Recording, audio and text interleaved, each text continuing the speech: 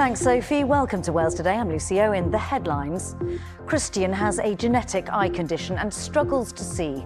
Now a warning that more than 80,000 people, most at risk of sight loss, are waiting too long for eye care. Worrying how am I going to be this time next year? Am I going to have sight? Not. And there are concerns that the true number at risk of sight loss as they wait for treatment is far higher than the Senedd report suggests. Also tonight, prostate cancer is the most common among men. We'll have reaction to the recommendation from experts against introducing a screening programme. Conservative leader Kemi Badenoch doesn't rule out a post-election deal with Reform UK, but says it's up to the party's Senedd leader. Darren Millar is the person who knows exactly what is going to be needed after the elections in the Senedd. I trust him completely. I'm not a dictator. Our party is a strong team. We're not a one-man band. It's been another dramatic day here in the desert. A puncture for Elfyn Evans. His championship hopes hang in the balance. And in the wilderness, the odd Welsh flag. His friends and family hoping he can fight back on the final day. And it sounds like Jurassic Park, how the fossilised remains of a woolly mammoth will be analysed to try and recover its ancient DNA.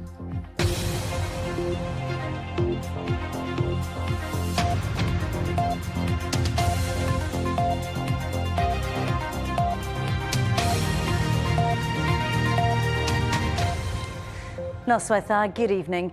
We begin tonight with a warning that more than 80,000 people at greatest risk of permanent sight loss are waiting too long for sight-saving treatment. It's come from a report from Senedd members which found a range of issues impacting services. Meanwhile, the body representing ophthalmologists in Wales says the true numbers at risk will be much higher. Our health correspondent Jenny Rees reports. Over the last 2 decades, Christian Sharon's sight has severely deteriorated. He's got a genetic eye condition, so everyday tasks like using his phone requires a pocket-sized magnifier that he keeps with him at all times. I struggle reading emails, even when I've enlarged it to one word across the screen, and then it's just one word, one word, one word. My eye condition turns out to be hereditary, so I've passed it on to my daughter. It can be quite stressful, worrying about not just myself, my daughter, worrying how am I going to be this time next year? Am I going to have sight? It's a far cry from the active life he had been able to lead. Earlier this year, he had a stem cell procedure, which means further sight-saving treatment in the future could be possible. But staffing issues and wrangling over cross-border funding meant it took years to get to that point. It's issues like this that have been highlighted in today's report by the Sennedd's Health and Social Care Committee. Not enough staff, services being delivered in buildings not fit for purpose, and a lack of funding were the key messages. But a frustration too that a strategy has already been identified for NHS ophthalmology, yet progress has been slow. The committee heard that there are currently just over 80,000 patients deemed at greatest risk of permanent sight loss who are waiting too long for sight-saving treatment. What's more worrying in our eyes, in our profession, is not necessarily the ones waiting to come in, it's those who are waiting to be seen after as follow-up patients, because those are patients that we've seen, that we've diagnosed, that we know what's wrong with them. We need to see them, we need to take care of them, but we can't get them in. So we already know they are at risk of vision loss. So to us, that is the more scary number, the patients waiting on a follow-up outpatient waiting list, because they can be waiting an awful long time. There are positives. The committee heard that the investment and development of high street optometry, where far more procedures and tests are done closer to home, sets Wales apart. While that then means the more specialist care is done in hospitals, a big frustration from optometrists was that IT systems simply don't speak to each other, leading to duplication and delay. We recognise that there could be a 40% increase in demand over the next 20 years. Now, if we're not addressing the situation we have now, how are we going to gear up to meet that challenge? So, our recommendations are going to be very firm and strong to the government that they really do need to take some immediate actions, and some of those things, that digital platform in place by next year, and to put in place that strategy, start making it work and deliver. The Welsh Government said it will consider the report and respond in due course. It's estimated that prostate cancer caused the deaths of more than 600 men in Wales last year. It's the most common cancer in men in the UK. Today, a group of experts have recommended against introducing a screening programme for the disease. The UK National Screening Committee said it would do more harm than good and has recommended that only a small group of men with a known gene variant should be offered tests. The Welsh Government says it'll consider the advice. Well, with me now is Andy Thomas, a recently retired urologist and the chairman of the charity Prostate Cymru. Thanks so much for coming in to talk to us, Andy. What's your reaction to the recommendation? Well, it's been a disappointing day, really. I think a day of missed opportunity. I wasn't expecting the group to come back and say we screen for all men in the UK above 50 years of age. But there was a strong case for men with a family history whose risk is 1 in 3 of getting prostate cancer in their lifetime, and black men with a 1 in 4 risk of getting prostate cancer. There was a high chance that they could be screened. So it's disappointing, and I think especially the reason given is that it's always a difficult balance between testing for screening for prostate cancer with PSA. It definitely saves lives, but the balance of causing harm to men whose prostate cancer is not going to kill them is the main reason why it's been turned down, really. And I think clinical practice has changed a lot in the last decade, where those kind of men now are put into active surveillance and not treated by radiotherapy and surgery that causes harm. So disappointed on that phrase, but also pleased that some men would be getting screening, though be it this a small population of men, estimated to be 52,000 of these men in the UK, that have these BRCA1 and 2 genes that would put them at extra risk. The problem being, though, most of those men don't know they have those genes, and that's a further question for how that will be rolled out. What would you say that men should do if they are concerned then? We want men to assess their risk. So the older you get, the more chance you'll get prostate cancer. If you have a family history, a brother or a father, or if you're a black man. So if you can assess your risk, and if you are at risk, then go along to your GP, and he can talk to you about prostate testing, a PSA blood test, examining your prostate gland. And especially if you have symptoms, and many men don't appreciate that the symptoms they have as they get older are prostate symptoms. So getting up to pass urine at night, having the poor flow, urgency, having the dash off to pass urine, blood in their urine, all these are symptoms of prostate disease. So if you have those symptoms, then please go and talk to your doctor about kind of prostate testing. The recommendations from the UK National Screening Committee, health is devolved. Will you be challenging this in any way if you don't agree with what these recommendations are? Well, I think most of the charities, Prostate UK, Prostate Scotland, Prostate Wales, we're all united in our campaign for targeted screening, and so yes, I think there'll be a public consultation over the next 4 months, where we'll have a further opportunity to kind of challenge the decision, but it may be a chance for Welsh Government perhaps to step forward and kind of pilot prostate cancer screening in Wales if the whole of the UK won't do it. So Welsh Government might expect to hear from you. Andy Thomas, thank you so much for talking to us. That's Andy Thomas from Prostate Cymru. Thank you. Thank you.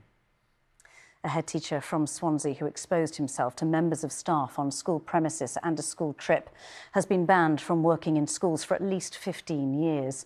Jamie Richards was head of Cadle Primary School in Swansea from 2011 to 2021. A professional standards panel heard how his behaviour was predatory and sexualised, and he'd left numerous women traumatised.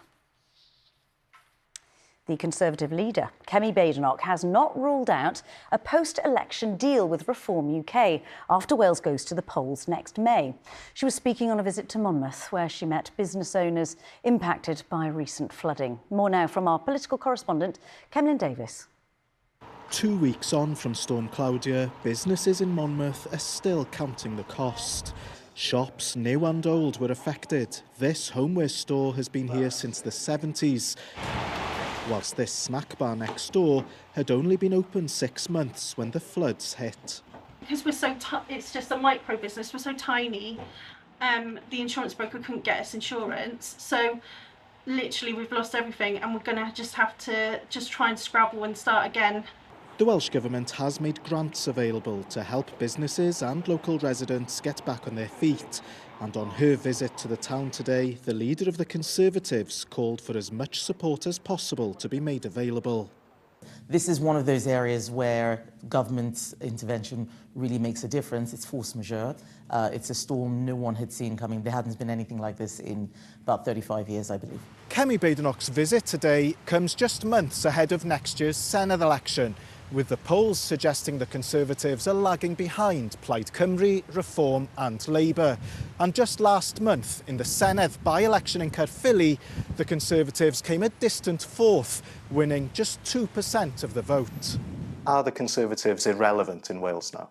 Not at all, actually. I think Conservatives are the opposition in the Senate. They do a lot to make sure... For now? Yes, but saying that they are not relevant is absolutely the opposite of what is happening. They're the ones who are making the weather in terms of influence. Kemi Badenoch also refused to rule out a possible post-election deal between her party and Reform, saying that would be a matter for the Conservative group leader in the Senedd to consider. Darren Millar is the person who knows exactly what is going to be needed after the elections in the Senedd. I trust him completely. I'm not a dictator. Our party is a strong team. We're not a one-man band. May's election will feel a long way off for the people of Monmouth as the clear-up continues ahead of what should have been a busy festive period. And with that Senedd election in 6 months' time, BBC Wales is hitting the road to discuss the issues that matter to you. Next Wednesday, December the 3rd, the Wales Cast programme is hosting a live debate in Newport with a panel of politicians. And if you would like to be in the audience, there is a QR code on the screen now. Just scan it with your device to be taken to a web page where you will be able to apply. A prominent former Scottish MEP for Nigel Farage's Brexit party has denied taking large payments as part of a pro-Russian influence campaign in the European Parliament. Evidence presented as part of the case against the former Welsh leader of Reform UK, Nathan Gill, shows cash was set aside for David Coburn, who was also Scotland's former UKIP leader, by a man accused of being a Russian pawn and the paymaster of Gill. Nathan Gill was jailed for 10 years after taking money for pro-Russia interviews and speeches. There is no evidence Mr Coburn accepted or received cash. Wirra Davis reports. Mr Gill, why did you take the money? The walk of shame. Nathan Gill, once a close ally of Nigel Farage's and former Welsh leader of Reform, before he was sent down for more than 10 years at the Old Bailey last week. Gill pleaded guilty to 8 charges of bribery, making speeches and giving interviews on behalf of pro-Russian interests in Ukraine. He was paid thousands via a man called Oleg Voloshin, who also asked him to recruit others to amplify the pro-Moscow narrative. Among them, fellow MEP David Coburn. No government can stand by and do nothing while its journalists are being attacked and murdered. He made speeches similar to Gill, travelled to Ukraine and joined the board of a pro-Russian TV channel in the country. Well, the BBC has now seen evidence that suggests Oleg Voloshin talked about making payments to Mr Coburn. Remember, the FBI had accused Voloshin of working for Russia's spy agency, the FSB. Messages released by the CPS as part of the case against Nathan Gill indicate that thousands of dollars were earmarked for another MEP and board member who is referred to as D and David. Coburn, the former leader of Scottish UKIP and then a Brexit MEP, was the only David on the board of the TV channel being discussed. Once a senior ally of Nigel Farage in the European Parliament, Mr Coburn has consistently declined to answer our questions. Did you receive any money from Mr Gill or Mr Voloshin? None at all. So why is your name in court documents, sir? Sir? Sir, why is your name in court documents? So you can speak to us? Sir, would you like to speak to us? In the wake of the Gill scandal, police investigations continue into whether others took money. I won't talk about individuals in this case. There's some jurisdictional issues for us as well in terms of it being outside of the United Kingdom, but we also have an ongoing investigation and our investigation hasn't stopped and will continue. And what other links are there between reform and Russia? The crisis has become an unwelcome distraction for Nigel Farage amid calls for a wider inquiry into Russian influence in the UK. The Reform Party leader has described the scandal surrounding Gill and others as history. I can't investigate UKIP in the European Parliament in 2018. How do I do that? Can I read people's emails? Can I take their mobile phones? The BBC has not seen evidence of Mr Coburn being directly offered or receiving any money. All of the messages we've seen regarding payments are between Oleg Voloshin and Nathan Gill.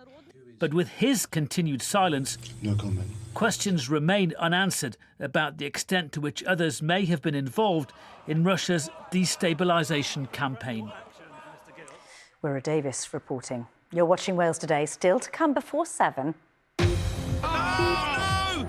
A setback for Elfyn Evans in the Saudi desert as his hopes fade for that elusive first world title. And with further heavy rain to come over the weekend, there are further weather warnings in place. A full forecast in a few minutes.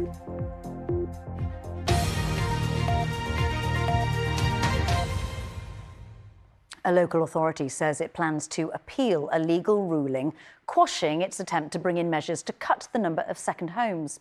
Cyngor Gwynedd is the first council in Wales to try to force owners to seek planning permission to turn residential properties into second homes or holiday lets. But campaigners argued it would devalue homes. Chris Dearden reports. A popular tourist destination, but also a desirable place to have a second home or to run a holiday let business. That demand is just one of the reasons why house prices in places like Aberdaron and Abersoch and Penllyn have been higher than many locals can afford for a while. So that's why Cyngor Gwynedd introduced what's called Article 4. It meant you needed planning permission to turn a residential property into a second home or holiday let. Laura Ellis was part of a group who challenged it in the court. This week, a judge told them that Article 4 has been quashed with immediate effect. The market is stagnated, people are struggling to be able to sell their properties, struggling to remortgage because the Article 4 direction comes up on any local authority search to be able to raise funds on a property. People aren't buying and selling houses because the value of their houses is reduced, some up to 40%. I had a neighbour that's lost over £80,000 on their house when they sold, and they bought it only a few years ago. But the legal battle may not be over yet. The council says it's preparing an appeal. We're here to home our people in their communities. We need to use all the tools the government give us. The judge hasn't said that Article 4 isn't, we can't use it or no one's allowed to use it. He's just said there's a word that the Cabinet didn't understand when we discussed or when we decided to implement Article 4. We understand that. We will have to make sure that we're clear that we understand that next time. And all sides agree that some action is needed. The tourist industry brings money into the area, but more people in Gwynedd need a place to live that they can afford. After the pandemic, when second home numbers started to surge and some of the problems of affordability became more acute across many parts of rural Wales, impetus grew for using the planning system in this way. So if it's a main home, it cannot be used as a second home or it cannot be used as a short-term holiday rental. That's more definitive. So it actually stops that particular use of the property in a way that raising the costs of having a second home doesn't, because people with a lot of money who really want a second home can still have one. And here in Gwynedd, the council says housing issues also affect the Welsh language. The number of speakers in an area falls if they have to move away to find a home somewhere else. In theory, the council could start the process again and try and bring Article 4 back. But campaigners say they'll be ready to fight it again if that happens. Well, to rally Saudi Arabia next, where Welshman Elfyn Evans' hopes of winning a first World Championship are hanging in the balance. After the penultimate day of the event, he trails his title rival, Sebastian Ogier. Let's get the latest now from Thomas David, who's in Jeddah for us. Thomas. Hi, Lucy. A day full of incidents today. 7 cars suffered punctures. Elfyn Evans, among the drivers affected, he says he'll have to throw everything at tomorrow's final 3 stages. His rival, Sebastian Ogier, has won 8 titles. It's in his hands now, but even he concedes it's a lottery out there, and frankly, no one can predict what happens next. It's been another day of high drama deep into the desert. Early this morning, and a setback for Elfyn Evans. No! Oh my goodness, we were just saying they've got to get through this to survive, and this could be a disaster for Elfyn Evans, the championship leader, out to change a wheel. Remarkably, they were back underway in less than 2 minutes. Stage 12 of this rally, and we've come north of Jeddah, around a 22-mile journey, and we're right in the heart of the desert. I've never been to such a remote place. Elfyn's family and friends have made the journey, hoping to see him crowned world champion here in the Middle East. I think we'll all be very, very proud of him. Regardless, he's done a great season. But yeah, it would obviously be amazing if he could win it, finally. It's hot enough being out in here, let alone being inside those cars. Drivers are doing exceptionally well. It's only when you're this close you truly appreciate the speed, the skill, the technique and the bravery to go that fast. It is truly breathtaking. Elfyn on the last stage of the day. It had been shortened because of safety concerns. The drivers deemed it too dangerous. But these twisty mountain tracks, presumably just fine for the world's top rally drivers. Conditions were testing throughout. Sebastian Ogier among many to have a puncture, but his tyre just about held up. There you go, just. Not the best start, obviously, picking up the puncture this morning. It was the others' turn to have trouble in the afternoon, though. We managed to keep it clean and keep out of trouble this afternoon. It comes down to the final day. Does your approach change at all? Only that it's all in the air, it's all to play for, so of course we have to be all in. All in then, for the final day of the final rally of this championship. Elfyn Evans needs to gain points on his nearest rival to prevent his championship dream drifting away in the Saudi desert. Yeah, Sebastian Ogier 1 point ahead of Elfyn Evans as it stands. A word about tomorrow. Additional points will be on offer. 2 sets of bonus points for the top 5 drivers. It will have a big say on the championship race. But I think it's worth pointing out that Elfyn Evans' record here in Saudi Arabia hasn't been massively encouraging. He has had 2 top 5 placings so far. And tomorrow we will have the longest stage of this rally, 33 kilometres. We've seen there's been plenty of danger out there. Frankly, anything could happen. Oh, we're keeping our fingers crossed for him, aren't we, Thomas? Thank you so much. Football now. Wales are playing South Korea in a friendly in Spain. The first time the sides have met in international women's football. At half-time, the score is 1-0 to Wales. Sophie Ingle with the goal as Rhian Wilkinson's side look to end a 7-game losing run. Finally tonight, it sounds like something from the Hollywood blockbuster Jurassic Park. Researchers from the Natural History Museum have been on Anglesey examining the fossilised remains of a woolly mammoth. They hope they can recover ancient DNA of the giant beast that once roamed across Europe. George Hurd has more. The Holyhead Maritime Museum, dedicated to telling the stories of the town's long connection with the sea. But it's not all about ships and the oceans. These are the remains of a woolly mammoth's jaw and teeth uncovered in the harbour in Holyhead back in 1864. And researchers at the Natural History Museum in London believe it could hold the key to understanding far more about a species that's been extinct for thousands of years. We don't have many fossils from this part of the world in our collection, and there's not many particularly nice and complete like this one. We're going to drill little bits off the bottom of the tooth to take samples to look at hopefully the age, to figure out when this mammoth was alive, and to look at the ancient DNA that might be preserved in there as well. Any genetic material found will be analysed at a special laboratory in Sweden over the next 6 months or so, and that could pinpoint a key piece of information. Is Mvanwi really a female mammoth? Hopefully from the samples for the DNA, if we look for what's called nuclear DNA, we can run particular tests that will tell us if it was more likely to be a female or more likely to be a male. So we will see if it needs a name change or whether we can keep its name, we'll see.